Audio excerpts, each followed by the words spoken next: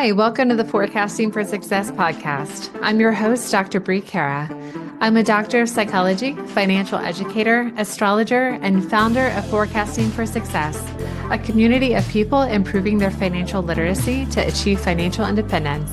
I blend my expertise as a former professor and financial intelligence analyst with the tool of astrology to help break down why you are struggling with specific money habits and the best way to form more intentional responses and choices when it comes to money, especially to help you feel more secure in your financial decisions and improve your money skills for building long-term wealth.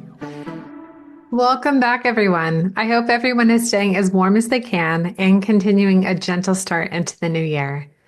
Whenever possible or feasible, it's probably best to leave really ambitious projects for the beginning of Aries season, but this time of year is fantastic for slowly laying down a solid foundation or working on baby steps towards new or complex goals. Today's Venus transits are pretty interesting since Venus is part of the Capricorn stellium that's happening at the moment. We had Venus, Mars, Mercury, and the Sun all in the sign of Capricorn. We spoke about this energy in last week's episode, so right now remains a helpful time for manifesting and being creative. What's new is that these planets are opposite Jupiter in Cancer. When Venus is opposite Jupiter, be mindful of little things adding up that might unexpectedly eat into your budget. This transit can cause us to be over accommodating to others and their needs, vice us remaining firm in our values and our boundaries. So be mindful of the balance between genuinely helping someone in a way that's authentic to you and your values, vice people chipping away at your kindness and your budget.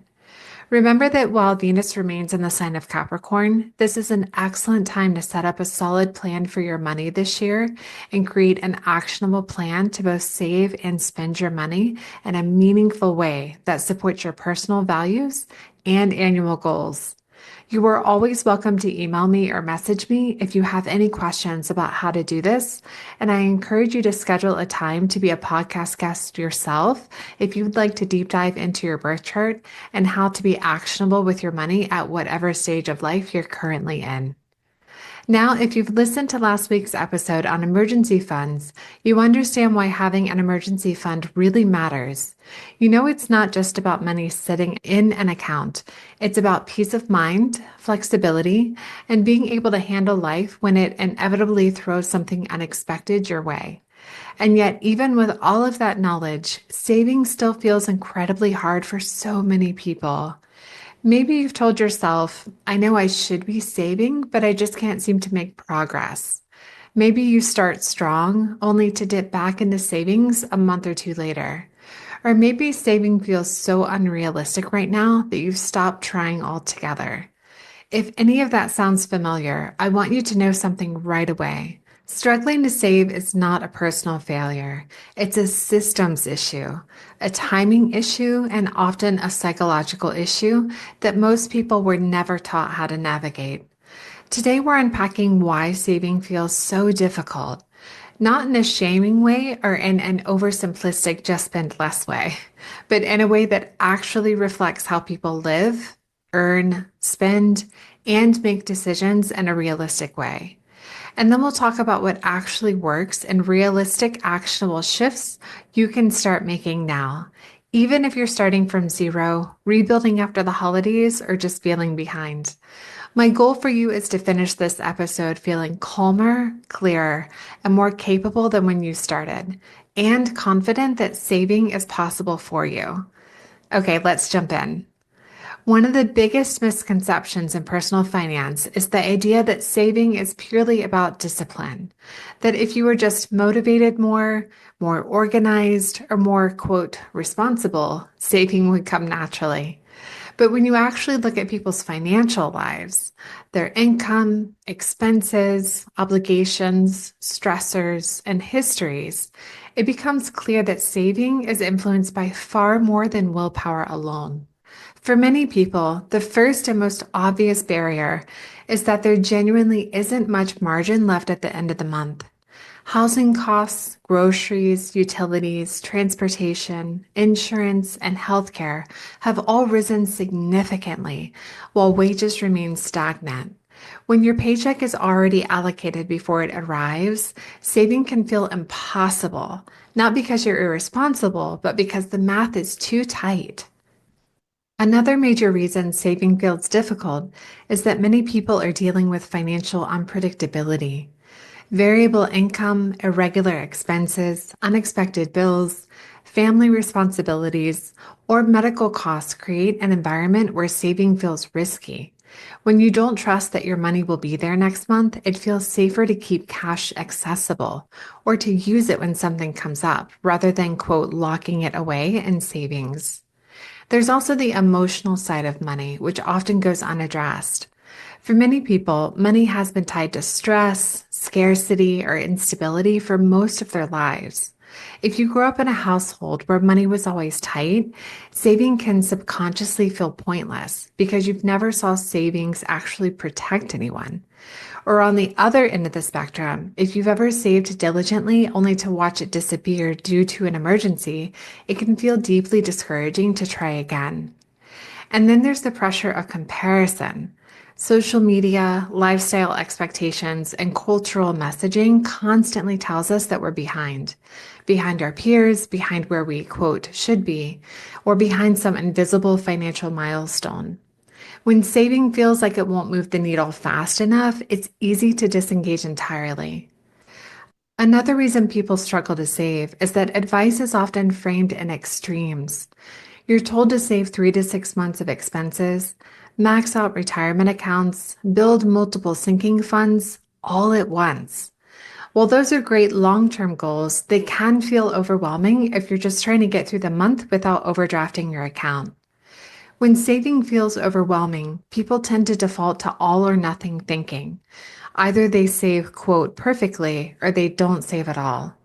And once that mindset takes hold, any setback feels like a failure rather than a normal part of the process. Also, many people simply don't have a saving strategy that matches who they are. Generic advice doesn't account for personality, habits, values, or real life constraints. Without a system that fits you, saving will always feel harder than it needs to be. If you've recognized any of this in yourself, I want to pause here and say that your experience makes sense.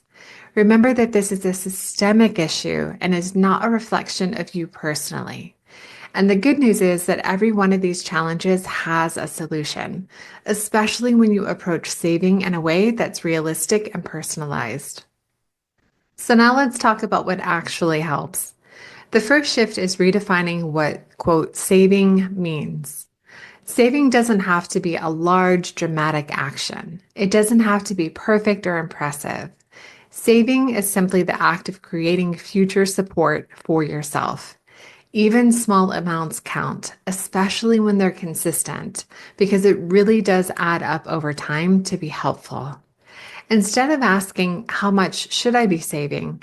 Start by asking what amount feels doable without triggering stress. For some people, that might be $25 a paycheck. For others, it could be $50 a month. What matters is that the number feels sustainable.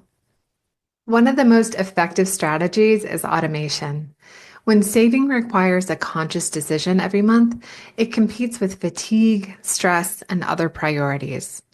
Automating even a small transfer into a separate high-yield savings account removes friction and reduces decision fatigue. The goal isn't to forget about your savings, but to remove the constant negotiation with yourself. Another important shift is separating savings from self-worth. If you've dipped into your emergency fund recently, especially during the holidays or a financially tight period, that does not mean that you've failed. Emergency funds are meant to be used at some point.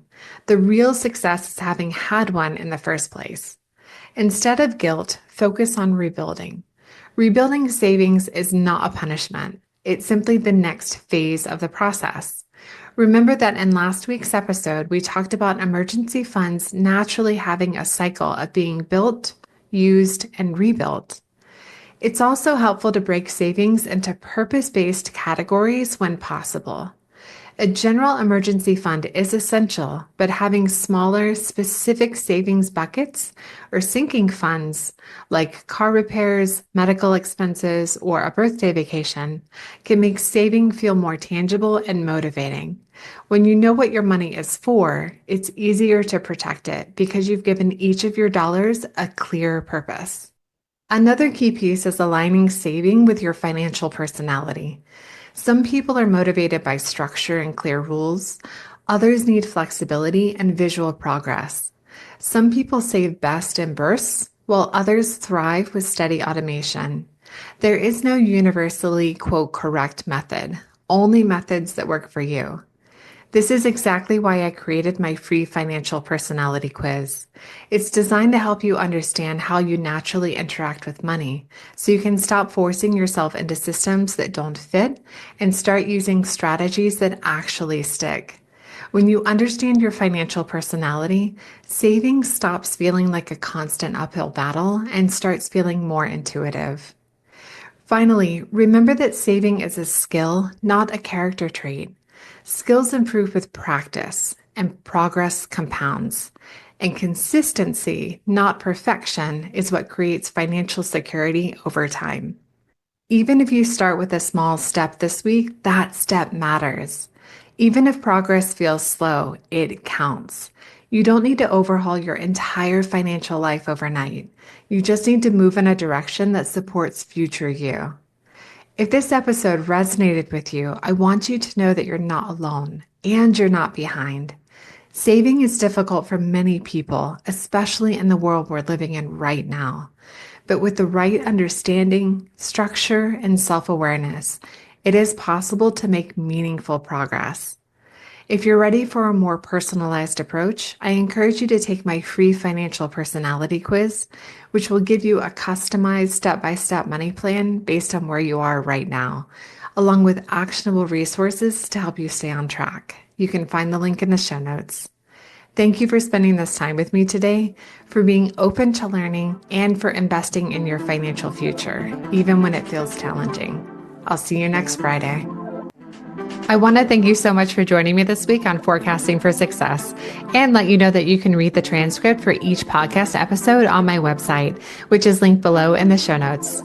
I've also included the link to send me your money questions if you'd like to be a guest on the podcast at forecastingforsuccess.com/podcast. And if you're ready to get started on improving your financial literacy and developing your own personalized money plan, I encourage you to join my Forecasting for Success community, where I teach you everything you need to know about budgeting, how to choose your retirement number, how to invest in the stock market, and so much more.